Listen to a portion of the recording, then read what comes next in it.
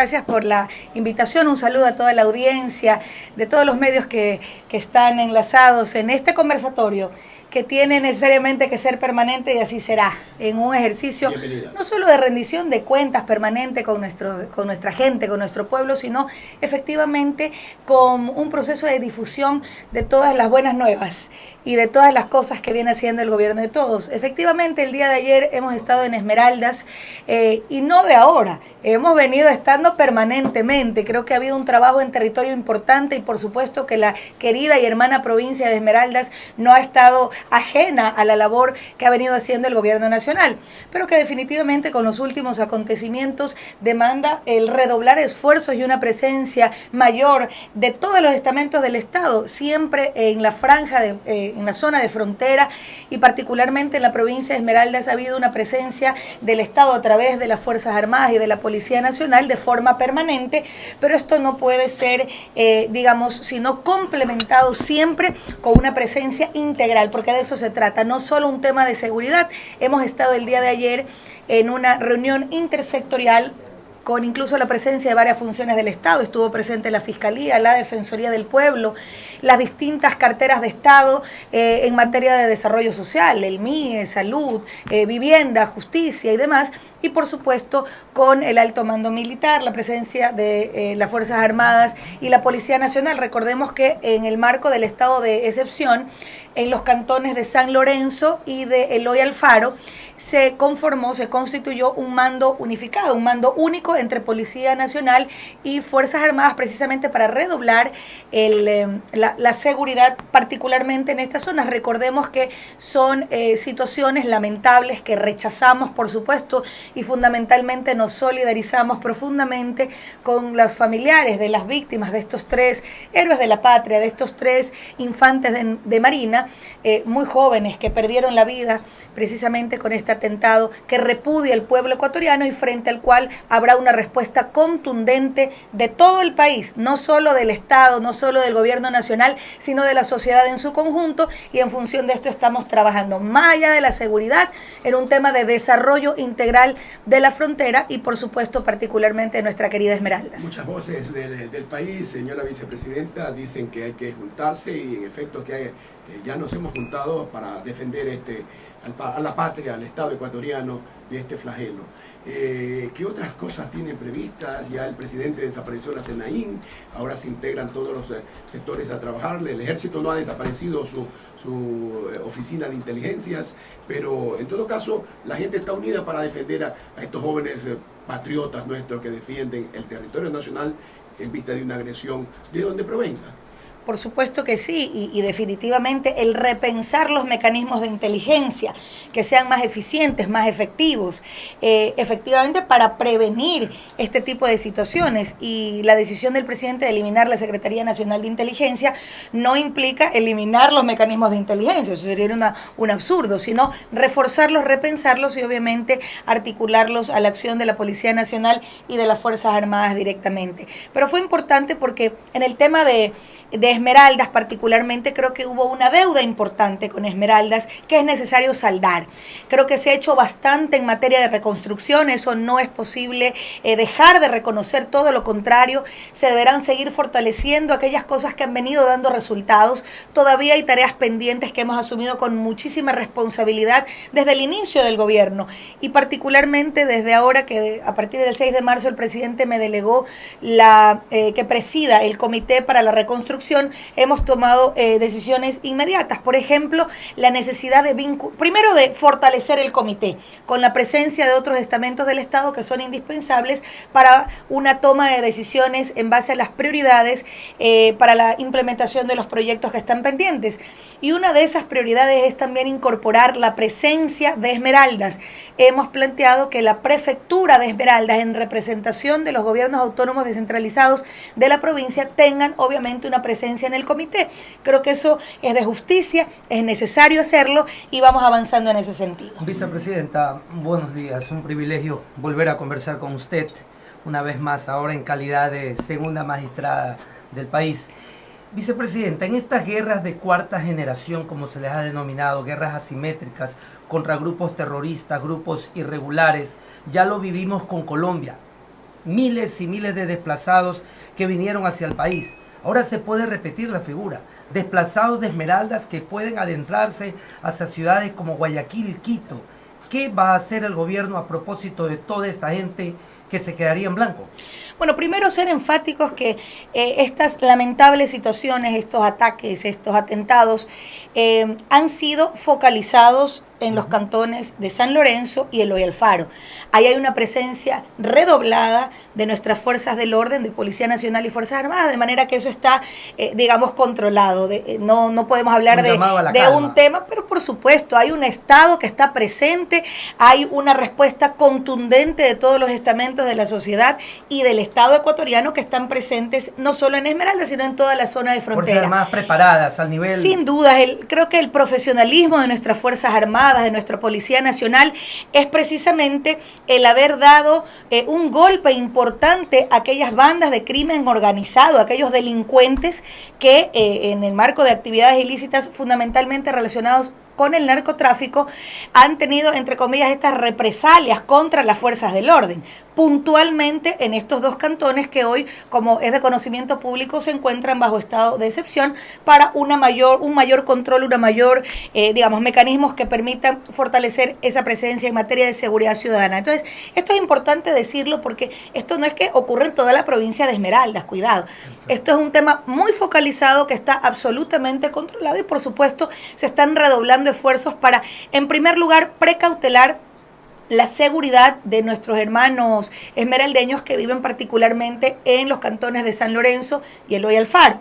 Pero insisto, este tema, más allá de estas circunstancias lamentables que repudiamos, definitivamente hay una línea clara de una visión integral de la política pública. No es solo un tema de seguridad, es un tema de desarrollo integral de las fronteras. Es un tema de educación, de salud, de inclusión económica y social. El día de ayer también en Esmeraldas me reuní con distintos representantes del sector real de la economía popular y solidaria, que también es un eje central en materia de desarrollo productivo, que es otro elemento que estamos fortaleciendo, por ejemplo, a nivel del Comité de la Reconstrucción. El eje de reactivación económica y productiva como algo central, como una prioridad, sobre todo en este nuevo momento de la etapa de reconstrucción, más allá de los proyectos de infraestructura que son fundamentales y que se están haciendo con pasos acelerados. Hay una inversión o un monto destinado de más de 480 millones de dólares para proyectos en materia de reconstrucción en este año para ambas provincias. En estos diálogos que hemos sostenido a lo largo de, a pesar de ser tan joven, dilatada trayectoria desde el tiempo de asambleísta, en su labor en el tiempo de ministra, me toca ahora darle la bienvenida también y el respectivo saludo a la doctora María Alejandra Vicuña. Atención oyentes en diversas partes del país, no solo en Guayaquil, en Pichincha, en Manabí, en Los Ríos. Quiero preguntarle, doctora, en el decreto 333 que le asigna funciones al presidente de la República, hay un tema muy puntual, el tema de la economía popular y solidaria, esas coordinaciones que deben de llegar hacia su función y por supuesto esas dos palabras, toda una vida, para que conozcamos un poquito más a profundidad a través de la magia de la radio, allá donde se llega, donde quizá a esta hora lo único que tiene es esperanza, ese ciudadano de lo más recóndito, allá en la ruralidad, que está esperando la eficiencia práctica de este plan Toda una Vida. Bueno, es un plan que está en marcha a través de sus distintos programas emblemáticos.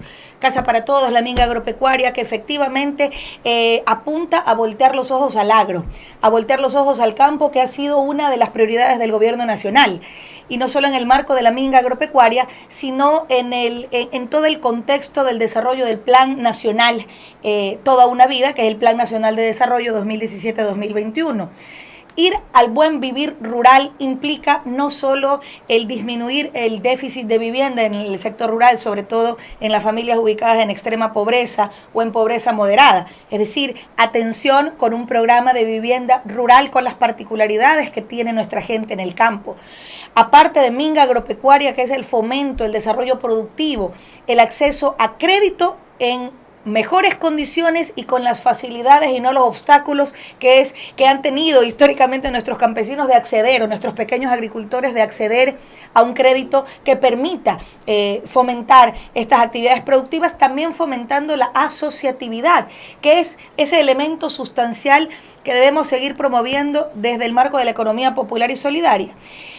Por otro lado, la necesidad de impulsar un desarrollo integral que permita atender las necesidades básicas insatisfechas de las poblaciones que viven en el sector rural.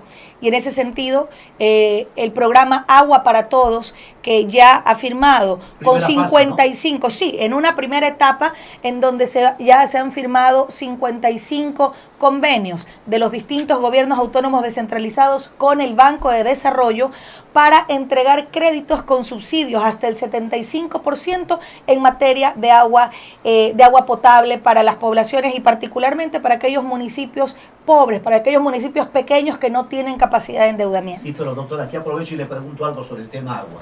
Aquellos municipios pobres, los pobres de allá, que incluso no han tenido nada de planificación, tengo entendido y he mirado, he revisado algunos municipios que no han hecho nada para poder acercar, por ejemplo, lo que exige algún informe previo, el informe pleno o cabal. No van a ser atendidos, pero no quiere decir que no es que no tienen la necesidad. Hay también que señalar esto, para que sepa el ciudadano que sus autoridades locales no han hecho la tarea. Bueno, los que no han hecho la tarea tienen que jalarle las orejas sus mandantes, y eso es fundamental, esa veeduría permanente de la ciudadanía, entendiendo que a pesar de que son competencias de los GATS municipales, hay un apoyo del Estado porque finalmente tenemos que atender a la gente. ¿Y qué es importante aquí? Sabemos que hay municipios que no tienen la capacidad técnica para generar estos proyectos, para generar los estudios que permitan presentar al Banco de Desarrollo para acceder a créditos blandos, a créditos que tienen incluso, como mencionaba, subsidios de hasta el 75% en materia de agua potable, alcantarillado y saneamiento ambiental. ¿Y qué es importante aquí? El acompañamiento permanente de la banca de desarrollo que va a permitir generar esa capacidad o el acompañamiento con capacitación y asistencia técnica para poder desarrollar precisamente estos proyectos. ¿Por qué es indispensable? Si la gente no puede acceder a agua segura, no podemos hablar de combatir la desnutrición infantil, que es otro elemento sustancial dentro del marco del plan Toda una Vida, a través de otro programa emblemático que se llama Misión Ternura, para la atención a nuestros niños en la primera infancia, de 0 a 3 años. El agua segura, el acceso a agua segura de la población es fundamental, y en eso hay todos los esfuerzos desde el gobierno nacional para apoyar a los municipios. Vicepresidenta, usted es una mujer de grandes desafíos, yo la he venido analizando, la conozco mucho tiempo, es una mujer constante. Algunos decían que usted era muy joven, pero dio éxito en el encargo del presidente de la República al encargarle la consulta, el trabajo del sí. Hoy en día tenemos una cuestión que está caminando. Hoy en día le pregunto, en vista de que hay que hacer una conciliación nacional, una reconciliación nacional, vista la crisis económica, vista los actos de terrorismo, ¿qué tenemos preparado para eso? Porque hoy día ya vi un medio de comunicación trae muy inteligentemente el problema ya de la crisis, que la tenemos aquí. ¿Cómo intentaremos solucionar esto? ¿Habrá que hacer una conciliación, una reconciliación nacional, unirnos todos para que el sacrificio que haya que hacer sea menos doloroso contra los pobres, o en definitiva buscar muchas otras alternativas? Bueno, tenga la seguridad que una de las características del gobierno nacional es el gobierno del reencuentro, el gobierno que a partir del diálogo nacional, que no puede ser algo etario, algo simplemente para adornar discursos, se traduce en la práctica. Yo creo que parte precisamente del gran diálogo nacional o un resultado de ese gran diálogo nacional fue la consulta popular. Y una consulta popular que tuvo un inmenso, un mayoritario respaldo a tesis que vinieron de la ciudadanía, y que, siendo consecuente, el gobierno nacional evidentemente lo plantea como un mecanismo que permitió acudir a las urnas y decidir en conjunto, como siempre lo ha dicho el compañero presidente Lenín Moreno. Tantas y cuantas veces sea necesario le preguntaremos a los mandantes, a la gente, porque así se construye efectivamente una ciudadanía empoderada de los grandes temas de interés nacional. Y por supuesto que frente a situaciones económicas complejas que obviamente atravesamos, y hay muchos factores que inciden en aquello, muchos de ellos son exógenos, y que vienen arrastrándose desde hace algunos años.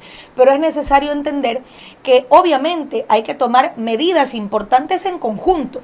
El esfuerzo que desde el gobierno nacional se ha venido desarrollando, haciendo ajustes que permitan tener una gestión gubernamental más eficiente, optimizando los recursos en el marco de un decreto de austeridad que obliga a todas las funciones del Estado y particularmente, digamos, a la función ejecutiva a optimizar de mejor manera los recursos en temas no solo de talento humano, sino efectivamente en el gasto que implica, digamos, el gasto operativo de las distintas instituciones del Estado. Eso hemos venido desarrollando, no solo la rebaja de los sueldos en un 10% en esa primera fase, sino efectivamente una eficiencia y optimización de cada dólar que se gasta o que se invierte, obviamente desde el ámbito del Ejecutivo. Pero aquí demandamos un ejercicio de corresponsabilidad. Tenga la plena seguridad que en el marco de la construcción o el reajuste del programa económico hay que entenderlo como un esfuerzo que debe ser de todos, de los gobiernos autónomos descentralizados, con una mayor y mejor y eficiente recaudación de tributos, por ejemplo, en sus municipios, que permitan tener también la posibilidad de generar ingresos propios que permitan cumplir con las obras que requieren los ciudadanos en cada territorio. Por supuesto que lo propio debe ser el nivel central y la ciudadanía, el sector productivo, al que hay que incentivarlo sin duda, y creo que hay muestras claras de aquello. Pero este es un ejercicio de corresponsabilidad, sector público, sector privado y sociedad en su conjunto, porque solo así se logran los grandes objetivos nacionales que hemos planteado como gobierno nacional, pero que nacen obviamente de la gente. Vicepresidenta, la gente está contenta, los trabajadores se les ha devuelto gran parte de sus conquistas, esto del 40% tenía muy resentido al pueblo ecuatoriano, el presidente de la República, el Congreso, a los legisladores y muchas voces planteaban esto, que se restituya. ¿Cómo se siente usted como hija de un dirigente y apoyador de los trabajadores? ¿Cómo se siente usted mismo, que siempre ha hablado de los trabajadores? ¿Es un despertar, es una especie de reconstitución o contento porque al menos ya estamos más seguros para podernos jubilar con tranquilidad? Bueno, esa es otra de las tareas que me ha encomendado el presidente de la República, que es precisamente la articulación de las acciones y de la gestión del gobierno central, del Ejecutivo, con nuestro delegado como presidente al Consejo del Directorio del Instituto Ecuatoriano de Seguridad Social. Y hay 3 líneas fundamentales con las que apuntamos y las que estamos articulando este trabajo, que primero es la transparencia, de manera tal que una de las primeras acciones y decisiones fue precisamente transparentar, publicar, para que todos los afiliados y los jubilados, todos los que somos parte del sistema de seguridad social, podamos conocer los informes, los contenidos de los estudios actuariales que fueron del 2013. Y por supuesto que en el segundo semestre de este año ya tendremos los resultados de los estudios actuariales nuevos, que nos van a permitir de forma responsable, objetiva y consecuente con la sostenibilidad, que es otra arista fundamental. Pero se va a contratar un nuevo informe actuarial, vicepresidente. Está en marcha y se están haciendo las acciones necesarias y las gestiones para que, por ejemplo, la Escuela Politécnica Nacional participe en estos estudios actuariales. Eso ha sido una información que incluso ya ha dado a conocer el presidente del directorio del IES. Y que es importante aquí hacer, digamos, algunas puntualizaciones. Transparencia, sin duda es fundamental, esa ha sido una característica y una impronta de la gestión del gobierno nacional. El segundo, la sostenibilidad del sistema.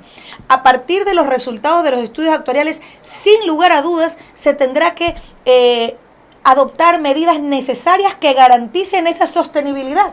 Lo otro sería demagogia y nosotros no estamos para aquello, sino para, en el marco de la transparencia y de la sostenibilidad del sistema de seguridad social, que en el mundo siempre periódicamente se va haciendo los ajustes necesarios, porque de lo contrario no es sostenible en el tiempo. Y un tercer eje, que es la garantía de derechos. Nuestra Constitución apunta, ordena, dispone avanzar hacia la seguridad social universal. Y hay algunos sectores, entre esos la economía popular y solidaria, así como en su momento fueron las trabajadoras no remuneradas del hogar, que tienen que ser vinculadas al sistema de seguridad social. Y se tiene que ser muy creativos, muy responsables, con elementos técnicos que permitan precisamente garantizar la sostenibilidad, pero entendiendo que la seguridad social parte también de la solidaridad de sus afiliados, de sus aportantes. Y en este marco, con estas aristas, se adoptarán algunas medidas necesarias y sobre todo se impulsarán algunos mecanismos que permitan vincular a la seguridad social a los distintos sectores. Vicepresidenta, hay una situación. El problema del IES efectivamente es económico. Le decía hace un momento, una nueva contratación de un informe actuarial, porque así lo piden algunos así lo dispone de hecho la ley. Claro, exactamente. Cada 3 años. Un nuevo informe, exactamente, por ahí. Por otro lado, a usted se le delegó la función de coordinar y articular con el delegado del presidente al directorio del IES, todo lo que tiene que ver con el funcionamiento de esta institución que es del pueblo. ¿Qué pasará con los 2.800 millones de dólares que se le adeudan y que fueron negados en cierto momento cuando Richard Espinosa laboraba en calidad de representante del presidente? Por un lado, ¿qué pasará con el tema de la deuda que se tiene por parte del Estado al IES? Insisto, el tema es de liquidez.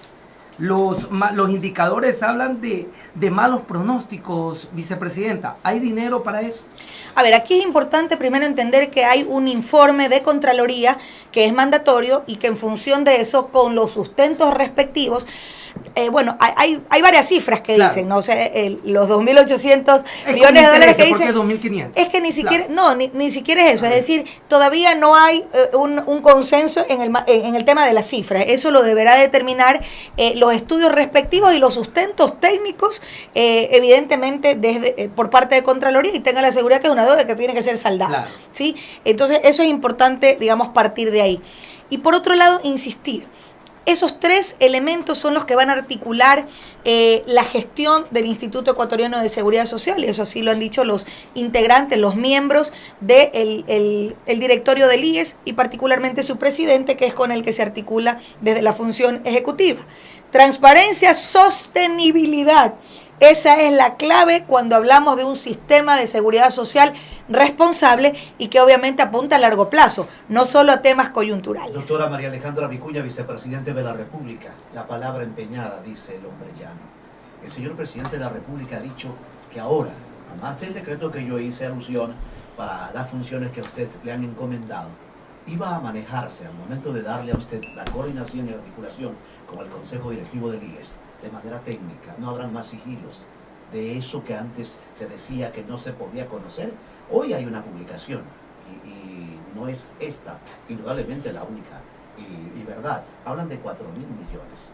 ¿De qué? Del IES. ¿Pero de qué? Bache. Dice el titular, jubilados piden pago total. A mí me preocupa cuando se dice así sea un dólar, pero se le está debiendo porque ese es el esfuerzo de tantos hermanos ecuatorianos en condición, por ejemplo, de jubilado. Ya entregaron todo. A ver, aquí, pero es importante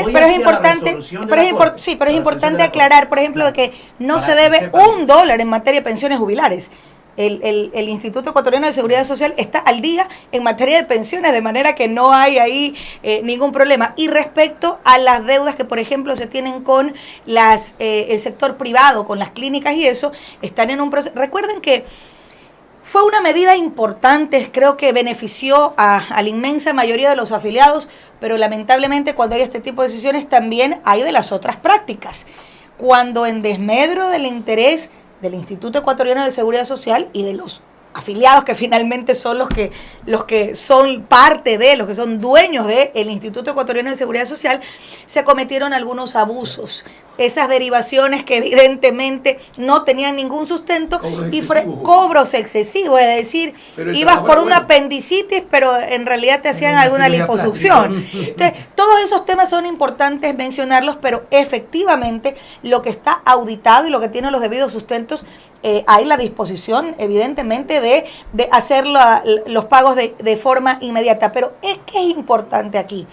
Cuando hablamos de repensar y de optimizar y hacer mucho más eficiente la gestión del Instituto Ecuatoriano de Seguridad Social, Hablamos de optimizar y utilizar 24/7 y al máximo de su potencia la capacidad instalada en materia de no solo de los dispensarios de salud del instituto, del hospital del día y también de los hospitales nuevos que hay, que evidentemente tienen una extraordinaria infraestructura que tiene que ser aprovechada 24/7. Por ejemplo, esos quirófanos tienen que tener 3 turnos operando. Me explico, para evitar derivaciones innecesarias al sector privado, pudiendo utilizar la capacidad máxima de la infraestructura con la que cuenta el Instituto Ecuatoriano de Seguridad Social, como para ponerle un ejemplo, que ha sido una de las directrices y obviamente que desde la presidencia del Consejo Directivo del IES, el doctor Rodas efectivamente lo anunció. Ahora, vicepresidenta, a lo que se refería mi compañero, 4.000 millones de dólares son 1.000 millones por año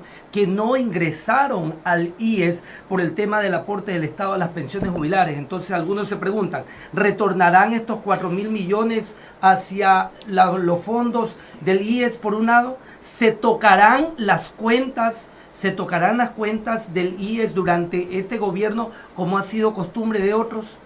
A ver, yo no puedo decir que se tocarán las cuentas del IES. O sea, hacer la caja chica, vicepresidente. Es que yo no creo que ha sido caja chica, pero aquí, ¿qué es lo de fondo? En base al dictamen de la Corte Constitucional, que es mandatorio y que de lo que ha salido obviamente no es retroactivo, no puede ser un dictamen retroactivo, es de aquí para adelante. Ahora, recordemos que seguramente más adelante, en 10 años más, ese 40% seguramente no va a ser suficiente, ¿sí? Que era parte del concepto cuando se planteó el que no sea solo el 40%, sino lo necesario. Pero aquí hay un dictamen que obviamente reconocemos como fundamental en materia de garantizar esa sostenibilidad del IES y los aportes que desde el Estado tienen que estar garantizados en materia de pensiones jubilares. Así que en ese sentido, insisto, hay un dictamen que al igual que en el tema del techo de los trabajadores lo reconocemos y sobre todo tenemos que acatarlo, el IES tiene que acatarlo de forma inmediata y por supuesto el Estado, el gobierno central, porque recordemos que eso es un aporte desde el Estado ecuatoriano al Instituto Ecuatoriano de Seguridad Social. Porque a esta hora, voy a reiterar que hay estaciones amigas que nos están escuchando en provincias como la de Guayas. Atención, saludamos a la audiencia de Radio Élite, Radio Huancavilca, I99, Costanera, RTU, Radio Águila, Radio La Ciudadana, en Guayaquil 600 AM, en Quito 106.9, Loja 106.5, en Cuenca, Azuay, en la 93.7, Puerto Viejo y Manta, Manabí 100.5, Gracias Los Ríos, Radio Viva y su audiencia en la 91.1, para Manabí, El Oro, Guayas y Esmeraldas, Radio Carnaval desde la provincia de Los Ríos en frecuencia modulada. Los apuntes que hay que hacerle para que conozca la ciudadanía. Hay una memoria colectiva que reclama. Yo no dije que era ese la cifra porque no la sé. Claro. Tiene que haber el informe actuarial, tiene que haber las cuentas del caso. Y el efecto, por ejemplo, de la Corte, la resolución de la Corte, ahora restituyendo en el tema del seguro social, todos sabemos, o al menos todos debemos saber, que es en la proforma del 2019. En lo atinente a las utilidades está ahora en la necesidad de volverle, de recordarle todos los días y a cada momento, de ser posible porque está corriendo tiempo. Y si no hay el registro del caso, como acabo de leer sobre el tema plusvalía que se pronunció la mayoría de los ecuatorianos, ya está en el registro oficial. Ya está en el registro oficial. Y se ha beneficiado ahora en el ejercicio. Por eso era mi insistencia y insisto, eso lo provocó la Ley de Justicia Laboral en el artículo 15, en un caso, y en los 90 y más en adelante en el otro caso. Porque antes se decía aquí, no se preocupen ciudadanos, que lo técnico lo hacemos nosotros. Y es lo técnico. Por eso le decía la palabra empeñada del propio presidente de la República, el presidente actual, el licenciado Lenín Moreno, que vamos a llevar las cosas de manera técnica, para no cometer los errores del pasado. Y transparente. Y creo que, insisto, una primera decisión, una primera instrucción fue el transparentar los estudios actuariales. La gente tiene que conocerlo. ¿Por qué le pusieron sigilo si la Constitución dice lo contrario? Bueno, ahí a nivel de la Superintendencia de Bancos, ellos sí tienen, ellos no pueden publicar una información que no les pertenece, que no les compete, y eso es importante reiterar. El Instituto Ecuatoriano de Seguridad Social, sí, de hecho ya es público los estudios actuariales, y tenga la plena seguridad que los resultados y los contenidos del nuevo estudio actuarial que está en marcha y que esperamos esté a finales de junio, julio, qué sé yo, más o menos a los inicios del segundo semestre de este año, tenga la seguridad que a partir de esa información, porque claro, los estudios actuariales nos develan una alerta importante, sobre todo en materia de la sostenibilidad del Fondo de Salud. Y en ese sentido también... Un fondo del Seguro Social. Es claro, uno de los fondos del Segundo Social. Y aquí es importante también comprender que habrán algunos elementos necesarios que a partir de eso se tengan que tomar decisiones. Precisamente para sostenibilidad del sistema, siempre garantizando los derechos de los ciudadanos, la sostenibilidad del sistema y por supuesto la transparencia. Vicepresidenta, hemos heredado crisis. El presidente de la República, don Lenín Moreno, ha dicho que hay que transparentar las cosas para que se sepa realmente qué es lo que hemos estado debiendo, qué es lo que ha estado mal. Ha intentado corregir y ha corregido algunas cosas. Nos ha dado voz a los ecuatorianos en el Ecuador para que la gente opine y diga que estamos viviendo bastante en democracia.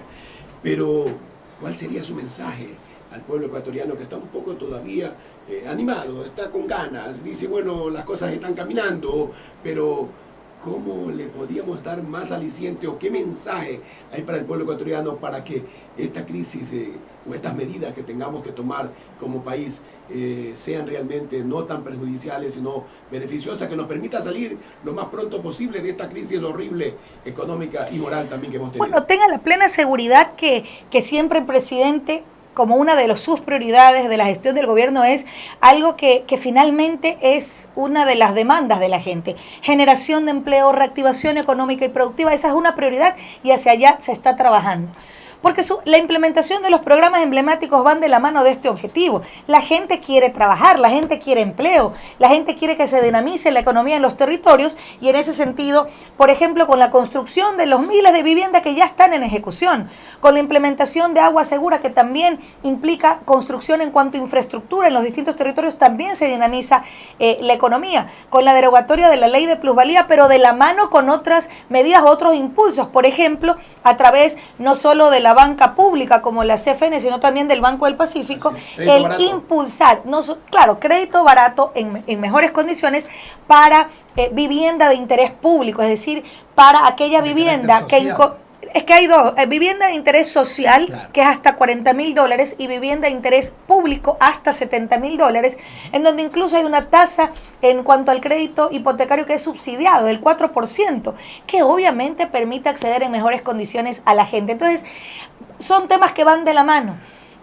Aquí siempre habrá un ejercicio de corresponsabilidad con el sector privado, que para nosotros es fundamental y clave en el objetivo de reactivar la economía en los territorios, dinamizándolo de mejor manera y comprendiendo que este es un esfuerzo conjunto, y tenga la plena seguridad que los incentivos al sector productivo, a la economía popular y solidaria, al sector real de la economía popular y solidaria, pero es fundamental. Bueno, creo que ha bajado del 30 al 28%, pero dicen muchos empresarios que no es suficiente como para producir.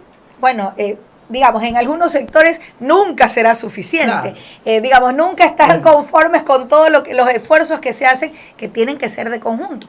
Por ejemplo, esa disminución de la tarifa eléctrica, sobre todo en la franja nocturna, que es lo posible por el momento, que implicó también una disminución del 50% en la tarifa de alumbrado público, que incide también directamente en los costos de producción. Entonces, son medidas que se han tomado, que obviamente son incentivos importantes y que nacen precisamente de la demanda del sector productivo. Así que tenga la plena seguridad que cualquier ajuste, cualquier medida que se tome, siempre será en función de las grandes mayorías, jamás afectando a las clases populares, y en un ejercicio de corresponsabilidad, en un programa económico que apunta a dinamizar la economía y obviamente a generar de empleo de calidad. El ejercicio responsable de la comunicación e información, doctora María Alejandra Vicuña, vicepresidenta de la República del Ecuador. El tema de medidas que ha pedido el presidente, incluso a la ministra del Ramo, que se amplíen los diálogos para tranquilidad, porque ahora, como le citaba hace un rato, un mensaje de texto llega de cualquier manera, de cualquier forma. Utilizan y confunden. Y se dice lo bueno, lo malo y lo feo. Las redes sociales es un escenario perverso, pero es un escenario también que, asumiéndolo con responsabilidad por parte de la ciudadanía, permite precisamente estar no solo en contacto, hacer supervisión a las autoridades, en un ejercicio de corresponsabilidad ciudadana, pero en los celulares, en las computadoras, en las redes sociales, insisto, puede utilizárselo de forma absolutamente propositiva en función de país o absolutamente desastrosa y perversa para nefasto que genera incertidumbre. ¿Cuántas barbaridades se han dicho? ¿Cuántas mentiras se han generado? Y yo creo que eso es importante, hacer un llamado a la reflexión de la ciudadanía, que no crean todas las barbaridades que salen de los celulares, a través de las redes sociales, porque efectivamente creo, y peor compartirlo, porque son ejercicios de irresponsabilidad. Pero igual se respetarán la libertad de expresión en las redes sociales durante este gobierno. La libertad de expresión, tenga la plena seguridad que es no solo un principio constitucional que debemos reforzar, que debemos garantizar y que de hecho lo ejercemos libremente desde hace mucho tiempo, y eso es importante decir, porque siempre el ejercicio de la libertad de expresión tiene que asumírselo con responsabilidad, y eso es importante. Yo aquí he venido siempre, y hemos hablado abiertamente, hemos hablado, ¿sí o no? Y nos hemos fajado también, siempre, pero con esa vehemencia. Siempre hemos hablado transparentemente, porque de eso se trata. Claro. Pero yo sí quiero insistir en un llamado a la ciudadanía a que no permita confundirse y no contribuye ni coadyuve a difundir cualquiera defecio y cualquier barbaridad que se dice en redes sociales por parte de algunos, sobre todo de actores políticos que pretenden desprestigiar, confundir, mentir. Yo creo que en un ejercicio responsable, cuando llega alguna barbaridad de esas, eliminar. Creo que es lo más fácil y lo más responsable. Claro que reconocer que a partir de que el presidente Lenín Moreno se posesionó de la presidencia, hemos vuelto a la democracia y hemos vuelto a tener libertades, porque antes, así se ha equivocado, había que escucharlo, porque a veces el equivocado como que nos ayuda a orientar, porque viene otro más hábil, más inteligente y lo explica mejor y termina comprendiendo. Siempre es bueno una opinión y la otra. Lo fundamental es que haya, como ahora lo hay, un gobierno respetuoso, constructor, que quiere hacer bien las cosas. Yo creo que el ejercicio de la democracia plena implica precisamente no solo el ejercicio de libertades, pero con responsabilidad y asumiendo el rol que cada uno tiene, no solo desde una función de autoridad o de dignidad de elección popular, en el caso de alcaldes, asambleístas y demás, sino efectivamente también del ejercicio ciudadano responsable. Yo creo que en ese sentido la generación, el impulso, el incentivo de espacios de diálogo, de debate permanente, de crítica y autocrítica, que debe ser una característica permanente en un ejercicio de gobierno en los distintos niveles, tenga la seguridad que esa es una respuesta a la confianza que el pueblo ecuatoriano tiene en su gobierno, en el gobierno de todos, en el presidente Lenín Moreno, y siempre estaremos prestos no solo a seguir dialogando, sino a seguir escuchando, pero una escucha activa, no solamente una escucha de fachada, una escucha activa que permita una retroalimentación y el nutrirnos de ida y vuelta sobre los grandes temas, porque para nosotros la ciudadanía es importante. Yo te escucho, pero se hace lo que yo quiero y lo que yo digo. Yo creo que yo te escucho, se procesa, se analiza, se incorporan las cosas que definitivamente consideramos que van en la línea de mejorar la política pública o las decisiones tomadas, incluso de revertirlas cuando los resultados